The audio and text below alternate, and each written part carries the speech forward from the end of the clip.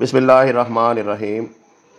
پاکستان میں ایک ایسا قانون موجود ہے جو خلاف شریعت ہے،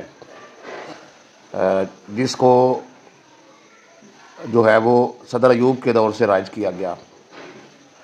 قانون یہ ہے کہ اگر بیٹا جو ہے وہ باپ سے پہلے وفات پا جاتا ہے تو پوتے اور پوتیاں، اور اگر ماں جو ہے وہ نانا نانی سے پہلے وفات پا جاتی ہے تو نواسے اور نواسیاں جو ہیں وہ حصہ لے سکتی ہیں۔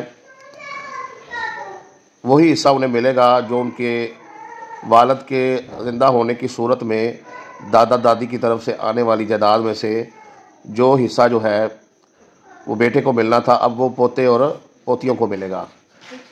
ماں کے زندہ ہونے کی صورت میں نانا نانی کی طرف سے جو جائیداد ملنی تھی وہ ماں کی وفات کے بعد جو ہے نواسے اور نواسیوں کو ملے گی۔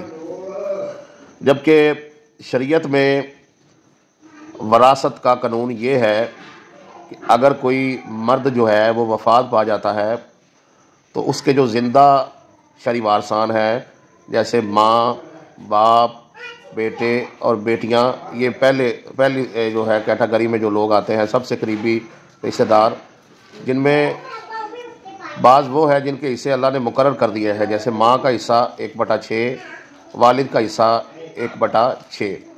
ایک بھائی نے سوال پوچھا کیا 1/6 حصہ جو ہے وہ کل جائیداد سے نکال کر والد اور والدہ میں آدھا آدھا تقسیم ہوگا؟ نہیں میرے بھائی، ایسے نہیں ہوتا۔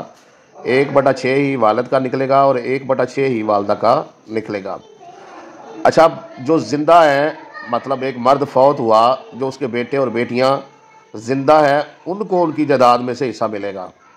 اب اگر اس کی بیٹی کی اولاد ہے تو وہ ان کا نانا لگتا ہے، ٹھیک ہے جی۔ اگر فوت ہونے والا شخص جو ہے اس کے بیٹے کی آگے اولاد موجود ہے تو وہ فوت ہونے والا شخص جو ہے وہ ان کا دادا لگتا ہے۔ یعنی ایک مرد ایک ہی وقت میں نانا بھی ہے اور دادا بھی ہے۔ تو ایسا مرد جو وفات پائے تو اس سے پہلے اس کی بیٹی جو ہے وفات پا چکی ہو لیکن اس کی اولاد ہو تو فوت ہونے والے شخص کی بیٹی کی اولاد کو شریعت کے مطابق کچھ نہیں ملے گا۔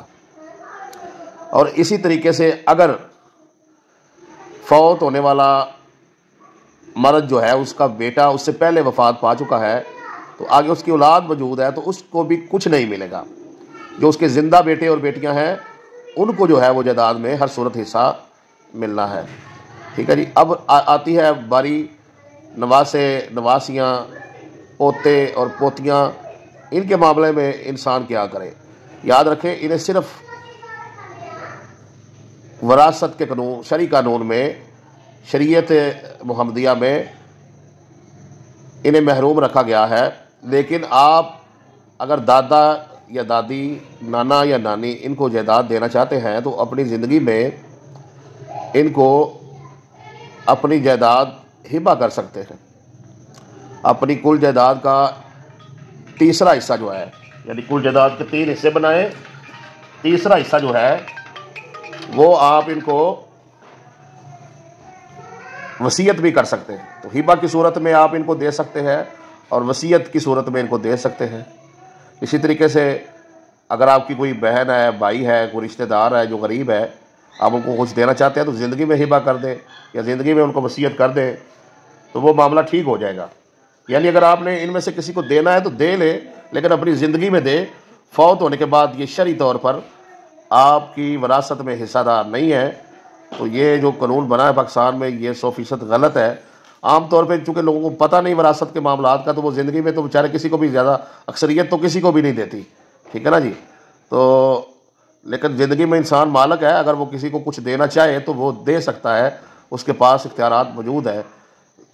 لیکن اس کے باوجود اسے اپنی ملکیت کو، اپنے مال کو تقسیم کرتے ہوئے عدل و انصاف کرنا چاہیے، تاکہ اس کے جو بیوی ہے، بچے ہیں، وہ بھی جو ہے اس کی وفات کے بعد در بدر کی ٹھوکریں نہ کھائیں اور ذلیل و رسوا نہ ہوتے پھریں۔